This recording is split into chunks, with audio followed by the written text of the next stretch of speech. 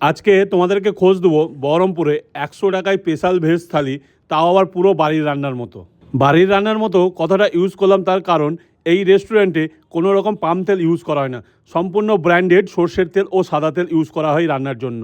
এই স্পেশাল থালিতে থাকছে ভাত, বেগুন ভাজা, আলু সেদ্ধ, স্যালাড, পাঁপড়, শাক, আর থাকছে করলা দিয়ে তেতো মুগ ডাল, মাছের মাথা দিয়ে পুঁই শাকের তরকারি ও নিরামিষ মুড়িঘণ্ট আলু ও পটল দিয়ে, তাছাড়া তেল ছাড়া আমের চাটনি ও জাফরান স্পেশাল রসমালাই। মাছ আর চিকেনটা ওটা আমি আলাদাভাবে নিয়েছিলাম, আর প্রত্যেকটা খাবার এক কথায় বলতে দুর্দান্ত।